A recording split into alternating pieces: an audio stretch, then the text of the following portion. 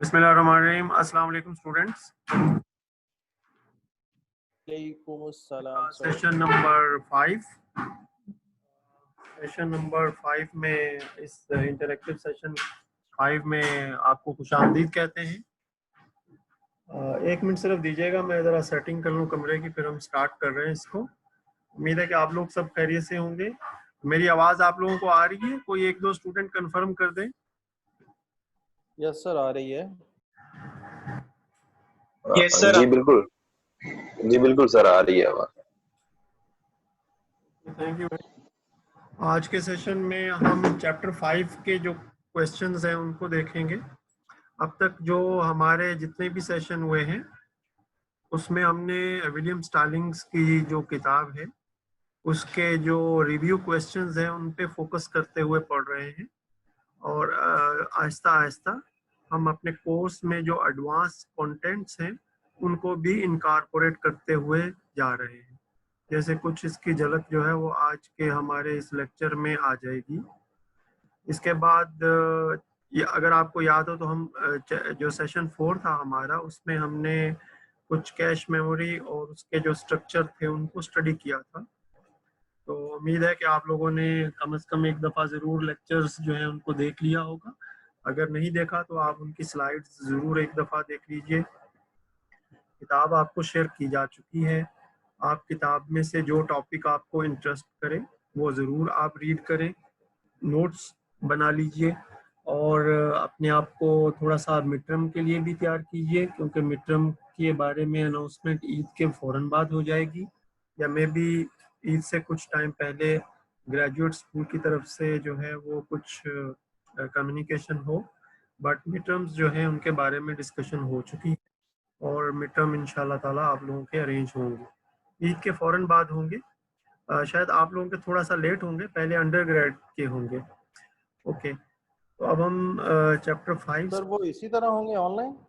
जी, online की अभी सिलसिला है। कुछ कंप्यूटर साइंस जो डॉक्टर अदनान है उनकी टीम ने कुछ वीडियोस बनाई हैं, अभी उनको जो है वो एवेलुएट किया जा रहा है। कुछ चीज़ें जो हैं उनको फॉर्मल किया जा रहा है, ताकि क्योंकि ये इन्वायरमेंट जो है ये इसी सेमेस्टर में इवाल्व हुई है, तो इसमें थोड़ा बेहतर की गुंजाइश जो है वो काफ़ी हद तक मौजूद है, तो आज इसको बेहतर किए जा रहे हैं। तो क्लासेस में स्टूडेंट्स कम हैं, वहाँ इंटरेक्टिव यानी पर स्टूडेंट के हिसाब से सोचा जा रहा है कि हर स्टूडेंट के साथ इंडिविजुअल सेशन में उसका टेस्ट होगा, यानी हम उससे ऑनलाइन ले लेंगे और उससे हम एक छोटा सा क्वेश्चनियर होगा हमारे पास, उससे हम उससे क्वेश्चन करेंगे, और इस तरीके से वो हम उसका जो असेसमेंट है वो कंप्लीट करेंगे। इन जिन में स्टूडेंट की तादाद ज़्यादा होगी सब्जेक्ट्स में, वहाँ फिर जो LMS के जो मैकेनिज़्म हैं उनमें कुछ चेंजेस ला के और उसको यूज़ किया जाएगा। तो अभी चीज़ें इनफॉर्मल हैं, आहिस्ता आहिस्ता फॉर्मल हो रही हैं।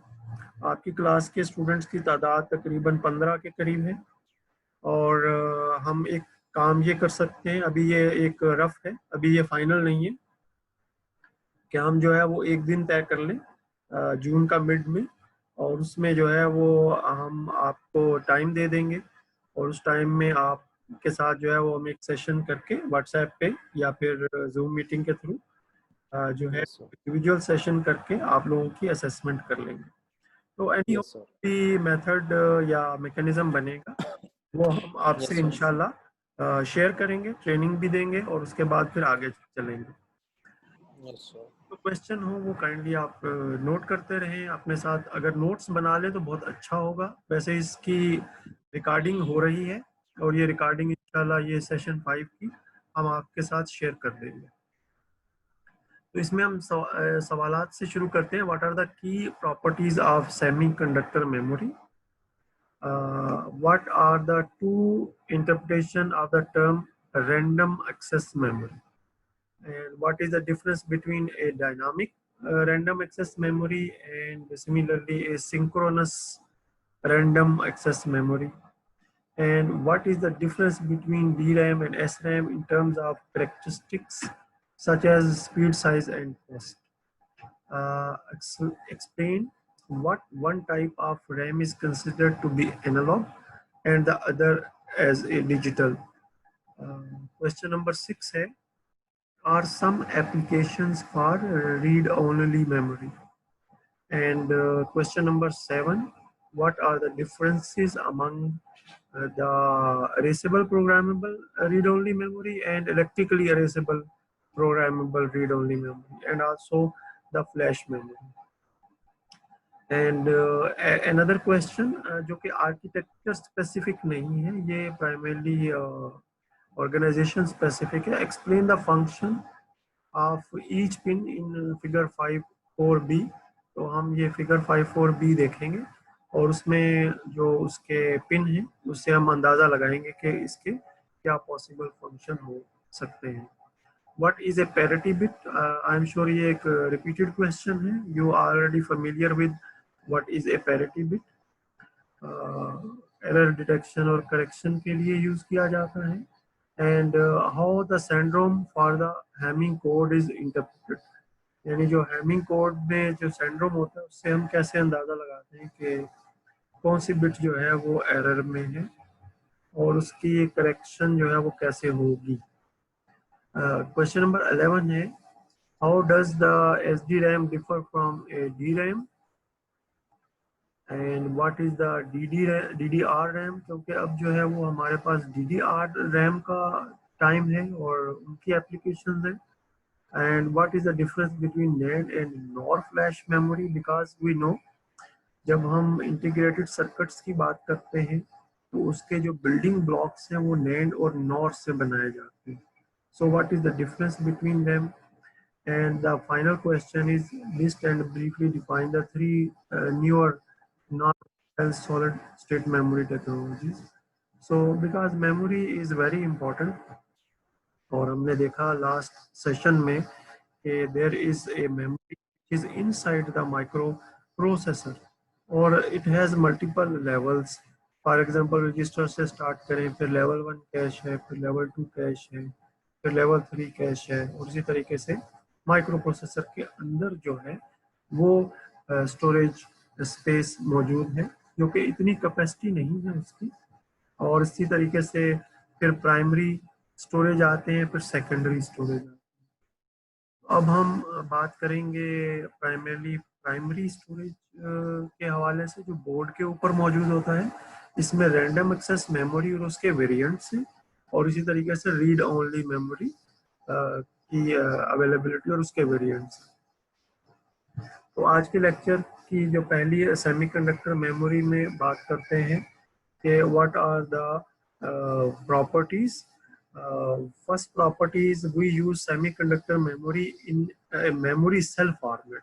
अगर आप देखें तो प्राइमरली इसकी जो एलोकेशन है वो मेमोरी सेल की सूरत में है जो कि एक बिट को रिप्रेजेंट कर रही होती है. और अगर इसी कॉन्टेक्स्ट में अगर हम देखें तो they exhibit two stable states जो कि लॉजिक 0 और लॉजिक 1 या बाइनरी 1 और 0 से रिप्रेजेंट कर सकते हैं. And they are capable of being written into, that mean to set state, and they are capable of being read to sense the state. इसमें दो तरह के कंट्रोल नीचे दिखाए गए हैं, दो डायग्राम दिखाई गई हैं जिसमें जो है डेटा इन यानी राइट ऑपरेशन की बात हो रही है और डेटा आउट या जो सेंस ऑफ द स्टेट या जो डेटा सेव है बाइनरी 1 या 0 उसकी बात हो रही है. तो control will enable the memory selected and the control will tell if the data is primarily being written और रेड. ये हम चीज़ें पहले से जानते हैं. अब हम आगे चलते हैं. What are the different memory types. अगर आप इसमें एक लाइन आपको मिलेगी रैंडम एक्सेस मेमोरी की और इसी तरीके से आपको तकरीबन 4 जो रिकॉर्ड्स हैं, क्योंकि टेबल में हम जानते हैं कि data is organised in the form of columns and रोज.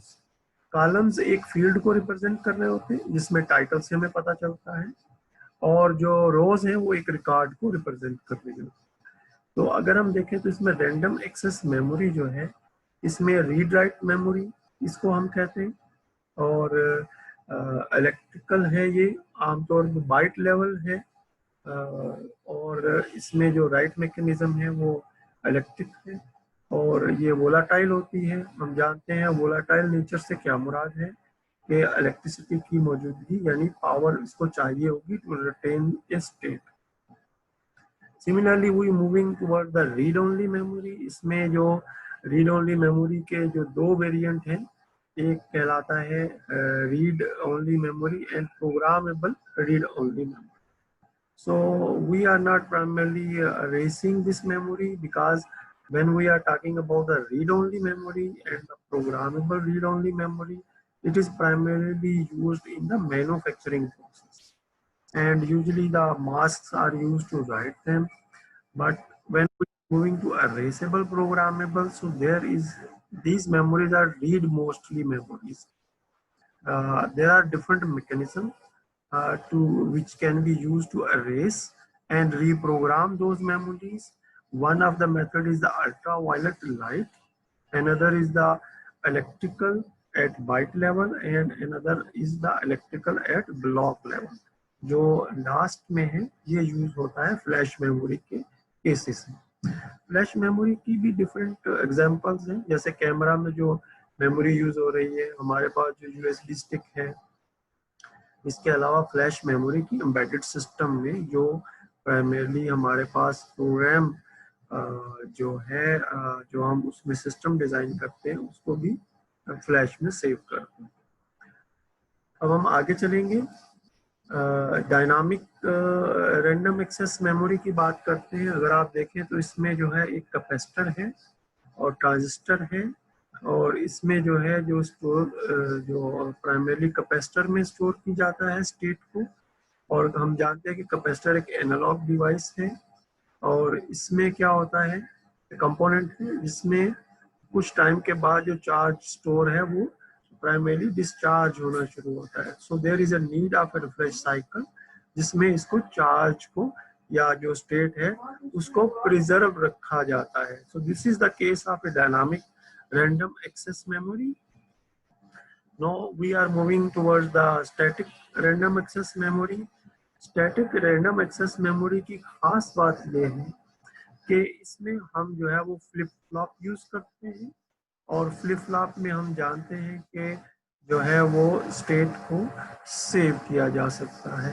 और इसकी जो खास बात है, जो डिफरेंस है डायनामिक के मुकाबले में, ये एक डिजिटल मेमोरी है और इसमें हमें एक रिफ्रेश जो सर्किट होता है उसकी ज़रूरत नहीं होती। लेकिन इसमें चूंकि आप देखें कि ट्रांजिस्टर्स की तादाद जो है और कनेक्शंस जो है वो ज़्यादा है। अब हम थोड़ा सा इनका जो है वो कंपैरिजन कर लेते हैं।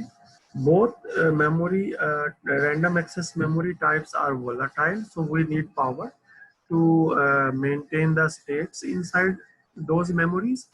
Dynamic memory cell is simple and smaller than the static memory, and DRAM is more dense, so that means we have more capacity. DRAM requires the supporting refresh circuitry, ये उसका एक जो समझे कि लाजमो मलजूम हिस्सा है। नेक्स्ट चलते हैं स्टैटिक पे। Static RAMs are faster than dynamic RAMs, क्योंकि उसमें जो चार्जिंग टाइम और डिस्चार्जिंग टाइम जो है वो हम पता है 5 टाउ होता है, so that is not involve.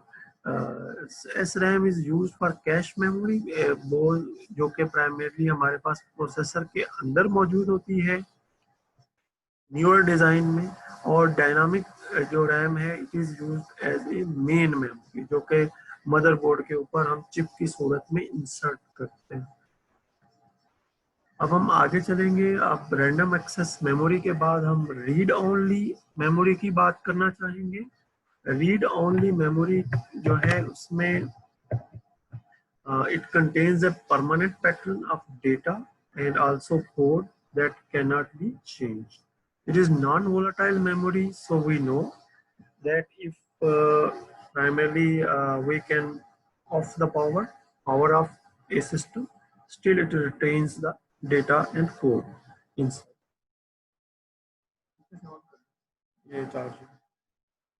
Okay, so there are some applications. Microprogramming, library subroutine for frequently wanted functions, system programs, and function tables. We know that in microprogramming case, जिसमें कि हमने digital logic design में पढ़ा होगा कि read only memory can be used as a full adder, half adder circuit.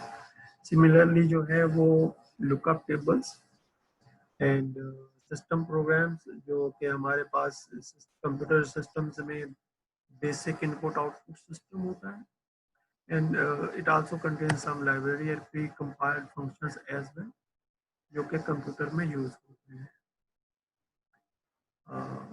Read mostly memories की बात करते हैं. This memory is useful for applications in which read operations are far more frequent than write operations, but for which non-volatile storage is required. Common इसकी forms हैं, erasable programmable है, electrically erasable है, and flash memory. EPROM requires all cells are erased before write operation. हमने देखा ultraviolet primarily erase की through इसको erase किया जाता है. Electrically program write operation is slow and at byte level. बल्कि then the flash memory functionality is in between electrically erasable and erasable programmable read-only memory. And a particular thing and a specific thing about flash memory is it uses one transistor per bit. So write and erase operation is at block level. So multiple bits can be primarily erased and written at the same time. अब हम दूसरे एक question की तरफ चलते हैं जिसमें एक चिप जो है उसकी जो पिन्स हैं उनके फंक्शन हमने आइडेंटिफाई करने हैं. अगर आप इस आईसी का लेबल देखें तो ये 8 मेगाबिट EPROM है, अरेसेबल प्रोग्रामेबल ROM है, और ये 32 पिन डिप पैकेज जो प्लास्टिक पैकेज है उसमें डुअल इनलाइन पैकेज में दिया हुआ है. इसकी जो है वो 0.6 इंचेस जो है वो डायमेंशन भी बताई गई है और 1M×8 बिट के 1 मिलियन लोकेशन है. तो अगर हम देखें तो इसमें हमें एड्रेस लाइंस नजर आ रही होंगी जो सबसे ज्यादा होंगी. तो A0 से लेके A19 तक 20 एड्रेस लाइंस हैं, क्योंकि हमें पता है कि 1 मेगा जो है वो 2 की पावर 20 होता है. Similarly, there are data lines which are mentioned from B0 to B7 जो कि इस चीज को शो कर रही है कि हर लोकेशन जो है वो 8 bit. Similarly, there are other source pins as well जिसमें हमें जो है वो ग्राउंड पिन नजर आ रही होगी और इसी तरीके से प्रोग्राम के लिए नजर आ रही होगी और जो है वो सप्लाई के लिए नजर आ रही है. ये क्वेश्चन चूंकि प्रॉब्लम उसमें पूछा गया है तो हमने जस्ट यहाँ पे इसको अपनी स्लाइड्स में इंक्लूड कर दिया है. But it is very easy to see that in case of a memory the mostly pins which we need are related to the address and the data, and there is also a chip enable. इसको मुझे forget नहीं करना चाहिए. Chip enable is very important because whenever we want to make any change or read-write operation or program operation, the chip has to be enabled. अगर आप देखें तो pin number 22 is labeled as chip enabled. Now we are moving towards the semiconductor memory system errors. There are two types of errors. One are related with the hard failure, and another which are related with the soft error.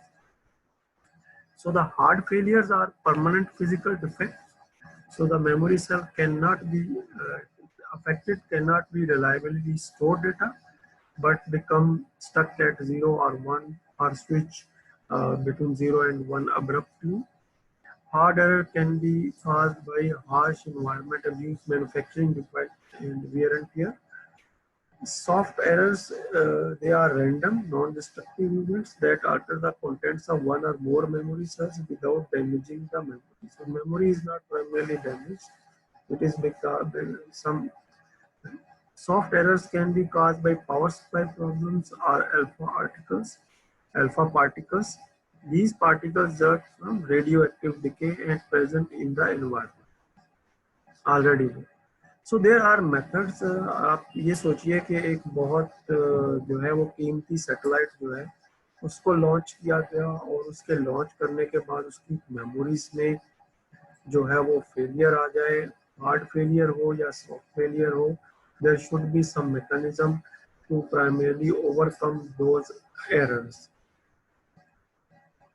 So one of the method to overcome this error is the use of primarily Hamming code, जो कि इस diagram में थोड़ा सा बताया गया. Memory के अंदर जब हम सेव करेंगे डेटा को, then we calculate some additional information from the data and then store that information in the memory as well. जब हम हेमिंग कोड की बात करेंगे तो हेमिंग कोड में डेटा के साथ जो पैरिटी बिट्स हैं वो मिलके एक सिंड्रोम बनाएंगे और वो फिर सेव हो जाएगा, वो m+k बिट का होगा. और जब फिर डेटा जो है उसको रिट्रीव किया जाएगा तो डेटा को रिट्रीव करने का जो साइकिल होगा उसमें उस पैरिटी बिट्स के अगेंस्ट जो है वो डेटा को वैलिडेट किया जाएगा और ऑब्वियसली डेटा को वैलिडेट करने के लिए कंपेयर किया जाएगा और फिर करेक्शन की अगर जरूरत हुई तो उसको इनकॉर्पोरेट करके डेटा आउट कर दिया जाएगा. Although there are some problems, but here एक चीज जो अज्यूम की गई है वो ये है कि the parity bits are saved in a portion which is error free, because we know if there are errors in the m bits and the k bits then it is very difficult to recover. Okay, अब हम थोड़ा सा और आगे चलना चाहेंगे. इसी चीज को थोड़ा मजीद एक्सप्लेन किया गया है कि how these parity bits, number of bits required and how they are generated. But in this slide only simple parity bit जो है उसको एक्सप्लेन किया गया है. So parity bits act as a check on a set of binary values and we calculate the number of ones और उनको हम even या ऑड बनाते हैं. तो इससे इवन और ऑड पैरिटी का कंसेप्ट जो है वो उभरता है. For example, if we have a 7 bit of data and 1 bit is used for parity, then we calculate in यहाँ तो हम मैनुअली कैलकुलेट कर रहे हैं but it is a hardwired function. ये हार्डवेयर के अंदर बिल्ट इन फंक्शन होगा. जैसे फॉर एग्जांपल यहाँ 7 zeros हैं, so number of bits which are 1 are 0, which is already even. So the 8th bit which is associated is 0 as well, so that the making the no ones here. So if we are using the odd parity, then we have to write 1 so that the number of ones in the saved information equal to 1. तो ये ensure करेगा the parity is odd. इस तरीके से जो 7 bit का data है जब वो सेव होगा तो वो 8 बिट में सेव किया जाएगा. एक पैरिटी बिट का ओवरहेड जो है वो हर बाइट के साथ या हर 7 बिट्स के साथ एसोसिएट हो जाएगा. सेकंड एग्जांपल देख लेते हैं. इसमें अगर आप देखिए तो नंबर, इसमें अगर 1 काउंट करें तो 3 है. तो अगर हम देखें, अगर इसको हमने इवन बनाना है तो 3 एक ऑड नंबर है. अगर 1 लिख देंगे, एक 1 डालेंगे तो ये टोटल नंबर ऑफ वंस 4 हो जाएंगे. और अगर 0 लिखेंगे ऑड पैरिटी के केस में तो ये फिर हमारे पास 3 ही रहेंगे. तो इस तरीके से ऑड और इवन पैरिटी का यूज किया जाता है. आमतौर पे किसी भी कम्युनिकेशन में या किसी भी डेटा ट्रांसफर में या इवन स्टोरेज में ये तय कर लिया जाता है कि if even parity is used or odd parity is used. It is very difficult कि एक ही सिस्टम में दोनों पैरिटीज का इस्तेमाल जो है वो किया जा रहा है. हाँ, ये मुमकिन है कि अगर दो स्टैंडर्ड्स जो हैं उनको आपस में इंटर ऑपरेट किया जा रहा है और एक सिस्टम जो है वो इवन पैरिटी पे डिजाइन है, एक ऑड पैरिटी में डिजाइन है, so there is some interoperability between them. Hamming code की एग्जांपल है, but we are not interested to learn primarily Hamming code which is part of under graduate curriculum. अगर आप चाहें तो देयर इज ए वीडियो जो कि explain करती है कि how Hamming code is implemented. if m bits are received, how to identify के नंबर ऑफ बिट्स के कितनी बिट्स चाहिए होंगी और वो एक्सक्लूसिव आर की मदद से कैलकुलेट होंगी. और सेंड्रोम बिट जो है, each bit of the syndrome is either 0 if it is matched, 1 if it is not matched. So 1 means there is an error. अब हम आगे चलेंगे. So one of the bottleneck is the interface of processor to the main memory, and it is an important interface. So the basic building block of main memory remains the dynamic RAM chip. ये हम primary memory की बात कर रहे हैं जो कि processor के बाहर मौजूद है और मेन बोर्ड के ऊपर मौजूद है. As it has for decades. देखिए 1970 से इसका डी रैम का जो आर्किटेक्चर है basically the core architecture same है. Also recall the SRAM, static RAM for cache memory, is due cost and speed. Dynamic RAM enhancement includes the SDRAM and DDRAM. अब हम ये जानना चाहेंगे कि ये SDRAM क्या है और डबल डेटा रेट DRAM जो है ये क्या. जब हम सिंक्रोनस DRAM की बात करेंगे या SDRAM की बात करेंगे, it is now mostly widely used form of DRAM. And traditionally DRAM is asynchronous, and it exchanges data with processor synchronized to an external clock signal. अगर हम इसको एक external clock signal के साथ जो है वो synchronize कर दें, then it will become a synchronized DRAM, and then it will be enabled to run at full speed of processor memory bus without imposing the weight. अगर हम सिर्फ और सिर्फ डी रैम की बात करें तो जब भी माइक्रो प्रोसेसर जो है उसको डेटा ट्रांसफर करना है फ्रॉम मेमोरी और towards memory, then it have to have some wait which is called primarily the access time. तो उस दौरान में जो है वो मेमोरी डिफरेंट ऑपरेशन करती है. हम इसको नेक्स्ट स्लाइड्स में पॉसिबली आ जाएगा कि डिफरेंट ऑपरेशंस करने के बाद वो डेटा हैंडओवर करती है या डेटा जो है प्रोसेसर से लेके राइट करती है. लेकिन इसको जो है वो एक्सटर्नल क्लॉक के साथ या सिस्टम क्लास क्लॉक के साथ सिंक्रोनाइज कर दिया गया है. No processor do not have to wait, and it is no up to the memory that when the memory writes and when the memory deliver the data to the processor, it is no up to the memory. Processor do not has to wait. Processor can do some other task until the data is primarily become available. हमारे पास एक question है. इमरान वजाहत जो है वो उन्होंने कुछ question पूछा है. जी इमरान, आप अपना माइक ऑन कीजिए और आप अपना क्वेश्चन पूछिए. जी हमारी बात सुन रहे हैं? सर ये इमरान वजाहत. जी सर. हेलो. जी बेटा, आपकी आवाज थोड़ी कम आ रही है. हेलो. जी आपकी आवाज आ रही है लेकिन कम आ रही है. सर ये मैं पूछना चाह रहा था, ये एक्सटर्नल क्लॉक सिग्नल जो है ये कौन से सर्किट के थ्रू देंगे? जी ये सिस्टम क्लॉक की बात हो रही है. जी ये एक्सटर्नल ऑसिलेटर से देंगे या टाइमर के थ्रू? ये जो हमारे पास कंप्यूटर के अंदर जो कंप्यूटर को जो क्लॉक चला रहा है ना, उसी क्लॉक की बात हो रही है. जी सर. जी ये आगे थोड़ा सा एक्सप्लेन हो जाएगा. चलिए सर. आपका सवाल ये था कि जो एक्सटर्नल क्लॉक है ये कौन सा क्लॉक है. ये क्लॉक वही है जो सिस्टम क्लॉक है प्राइमरी. देखिए इसमें थोड़ा सा इसका जिक्र आ जाएगा आपके सवाल का. इमरान, आपके सवाल का जवाब भी इसी में होगा. इसमें थोड़ा सा इसका मैकेनिज्म जो है वो समझाया गया है. So in typical dynamic RAM, processor present address and control levels to the memory, indicating a set of data at a particular location in memory should be either read from or written into the DRAM. अब processor जो है वो memory के अंदर data transfer processor memory से या memory की तरफ. सो आफ्टर ए डिले जो कि प्राइमरली एक्सेस टाइम है, DRAM either writes or reads the data. और उसमें हो क्या रहा होता है, एक्सेस टाइम डिले. थोड़ा सा जरा ये काइंडली इसको चेंज मत कीजिए. Okay, access time delay, DRAM performs various internal functions which includes activating the high capacitance of the row and column lines and sensing the data and routing the data out through the output buffers. तो ये access time delay जो है वो इस वजह से होता है. And processor must simply wait through this delay which slow the system performance। अब ये चीज जो है ना, ये DRAM के अंदर बिल्ट इन है, जो एक एसिंक्रोनस नेचर को प्राइमरली एक्सप्लेन किया गया है। अब यहाँ पे जो है वो स्टैटिक रैम की बात करते हैं कि वो किस तरीके से इससे बाहर, यानी जो सवाल का जवाब, DRAM moves data in and out under the control of system clock।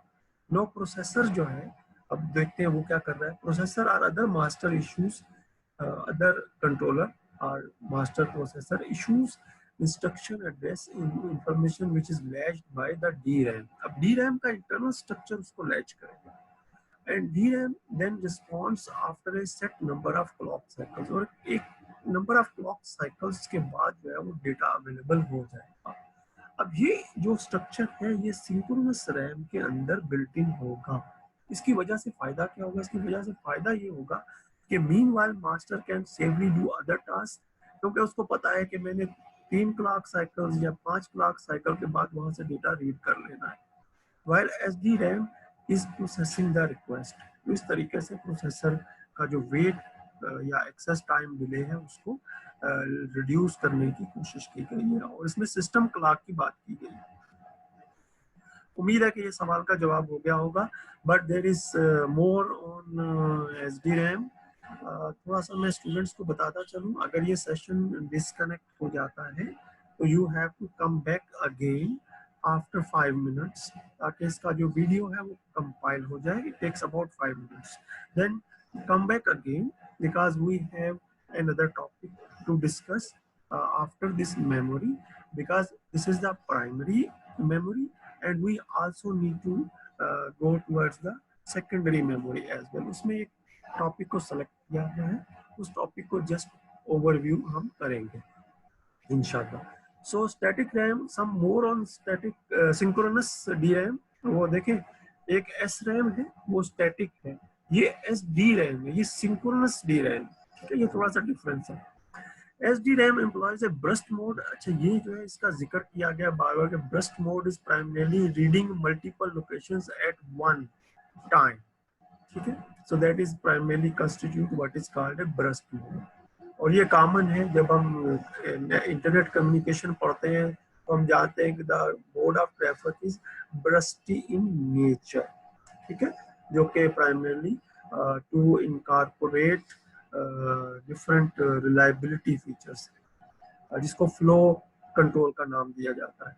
So SDRAM employs a burst mode to eliminate the address setup time and row and column line pre-charge time after the first access। So once the access is made, it is a series access if it is required, that means the adjacent memories, then they can also be read in a single clock। So in burst mode, a series of data bits can be clocked out rapidly after first bit has been accessed। This mode is useful when all the bits to be accessed are in sequence and in the same row of the array as the initial access। So that means there's a requirement that if the contiguous memory spaces are accessed for data write or read operation, then it is possible to read and write those data in a burst mode। Okay, additional as synchronous DRAM has a multiple bank internal architecture that improves the opportunity for on-chip parallelism। अब हम quickly इनका internal structure देख लेते हैं। अगर हम simply DRAM का structure देखें तो इसमें जो हमें चीजें नजर आएंगी वो सिंपली रैंडम एक्सेस मेमोरी, जिसमें मेमोरी सेल्स की अरे है, और उसके साथ साथ उसका प्राइमरली रो और कॉलम डिकोडर है, और इसके साथ साथ जो है वो प्राइमरली इसके बफर है और मक्स जो कि सिलेक्शन के लिए, और रिफ्रेश काउंटर, और यहाँ पे रिफ्रेश सर्किटरी है और बफर्स है। अगर थोड़ी देर के लिए हम रिफ्रेश सर्किटरी को निकाल दें तो ये हमारा बेसिक जो मेमोरी का स्ट्रक्चर है वो बन जाएगा। जब हम इसमें रिफ्रेश सर्किट और जो रिफ्रेश काउंटर्स हैं उनको इंक्लूड करेंगे तो ये हमारे पास डायनामिक रैम का जो स्ट्रक्चर है वो बन जाएगा। और टाइमिंग एंड कंट्रोल जो है वो आप देख सकते हैं कि हमें जो है वो प्रोसेसर के सिग्नल्स जो है उनके थ्रू मैनेज किए जा रहे हैं। अब हम आगे चलते हैं, तो अब हम जो सिंक्रोनस डी रैम का अगर आप सर्किट देखें तो ये मोर और लेस सेम सर्किट है और विद सम एनहेंसमेंट्स। जब हम सेम स्ट्रक्चर को थोड़ा सा आइडेंटिफाई कर लें, देखें memory cells same, row decoder और कॉलम डिकोडर सेम है, इसी तरीके से बफर्स हैं। इसमें जो एक चीज आई है वो यहाँ पे बैंक कंट्रोल लॉजिक है, क्योंकि इसमें देखें अगर आपको मल्टीपल जो है वो आपके पास जो सेल्स हैं उनकी अरेंजमेंट जो है वो एक अरे की फॉर्म और फिर आगे अरे 3 डायमेंशन में है। और इसी तरीके से command decoder and clock generator है और इसी तरीके से हमारे पास एड्रेस लैच है। अब आप ये देखें, ये जो एड्रेस लैच है, जब माइक्रो प्रोसेसर अपना एड्रेस जो है वो यहाँ पे दे देगा तो ये अब इसके इंटरनली मेमोरी के अंदर लैच हो जाएगा। अब जो माइक्रो प्रोसेसर एड्रेस बस जो है उसको आइसोलेट करके अब कुछ और ऑपरेशन कर सकता है, उसको वेट नहीं, और बाकी काम जो है वो खुद ब खुद मेमोरी का इंटरनल स्ट्रक्चर जो आउटपुट बफर्स है या इनपुट बफर से जो डेटा है उसको रीड कर लेगा या आउटपुट बफर्स पे डेटा को प्रेजेंट कर देगा। तो these are some of the differences between them. You can see के सिंक्रोनस में कुछ सर्किटरी एडिशनल जो है वो इन्वॉल्व है। अब हम डबल डेटा रेट जो है वो एसडी रैम की तरफ जाते हैं, because it is nowadays it is being widely used. It is used, it achieves higher data rate because of 3 reasons जो कि इस स्लाइड में दी हुई है। अच्छा, हमारा कनेक्शन किसी भी टाइम डिस्कनेक्ट हो जाएगा। Okay, so data transfer is synchronised to both rising and falling edge of the clock. इससे पहले क्या हो रहा था, इससे पहले जो है वो इधर राइजिंग